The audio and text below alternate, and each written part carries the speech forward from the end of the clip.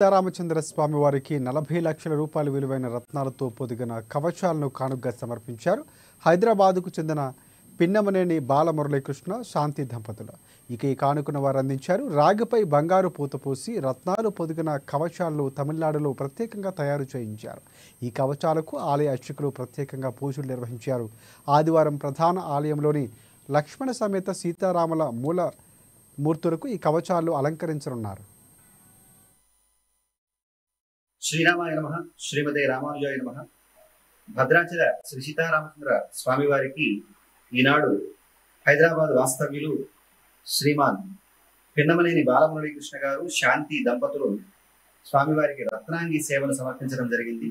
ఈ రత్నాంగి కవచంలో సుమారు 51,000 రత్నాలను ఉపయోగించడం జరిగింది. అలాగే దీని విలువ వచ్చి 40 లక్షల రూపాయలు విలువ కలిగినటువంటి కవచాలు ఇవి. అటువంటి విలువ కలిగినటువంటి కవచాలను ఈనాడు స్వామివారి యొక్క యాగశాలలో వాటికి సంప్రోక్షణ కార్యక్రమాలను నిర్వహించి ఆ తర్వాత ఆలయ ఈవో గారైనటువంటి శ్రీమతి ఎల్ రమాదేవి గారికి వాటిని అధికారికంగా అందించడం జరిగింది.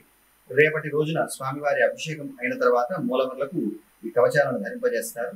రేపు స్వామివారు ఆ కవచాలలో రత్నాంగి సేవలో మనందరికీ కూడా దర్శనాన్ని కృపజేయబోతున్నారు. జై శ్రీరామ్. శ్రీరామాయ నమః, శ్రీమతే రామానుజాయ.